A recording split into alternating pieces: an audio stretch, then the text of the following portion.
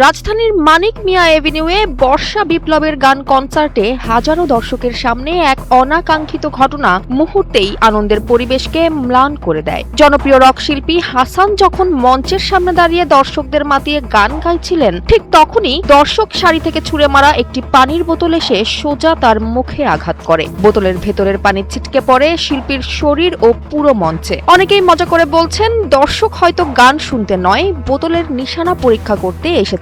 আবার কেউ লিখেছেন, পানি খাওয়ানোর এত শখ হলে বোতল ছুঁড়ে না মেরে হাতে দিলেই তো হতো। তবে এসব মন্তব্যের আড়ালে লুকিয়ে আছে একটি বড় প্রশ্ন। একজন শিল্পী মঞ্চে উঠে দর্শকদের বিনোদন দিতে আসেন, বোতলের আঘাত খেতে নয়। ঘটনার পর সামাজিক যোগাযোগ মাধ্যমে এ নিয়ে শুরু হয় ব্যাপক সমালোচনা। খ্যাতনামা সুরকার ও সঙ্গীত পরিচালক প্রিন্স মাহমুদও কড়া প্রতিবাদ জানিয়ে দোষীদের শনাক্ত করার দাবি তুলেছেন। একই সঙ্গে তিনি ভবিষ্যতে শিল্পীদের নিরাপত্তা নিশ্চিত করার উপরও জোর দিয়েছেন। মজার ছলে অনেক কিছুই বলা যায়, কিন্তু বাস্তবতা হলো এ ধরনের আচরণ কোনোভাবেই গ্রহণযোগ্য নয়। কনসার্টে শিল্পীরা গান উপহার দেন, আর দর্শকদের দায়িত্ব তাদের সম্মান দেওয়া। বিনোদনের মঞ্চকে বিশৃঙ্খলার জায়গায় পরিণত করলে শেষ পর্যন্ত ক্ষতিগ্রস্ত হয় পুরো আয়োজন, শিল্পী এবং দর্শক সবাই। তাই ভবিষ্যতে এমন ঘটনার পুনরাবৃত্তি ঠেকাতে কঠোর ব্যবস্থা নেওয়া জরুরি।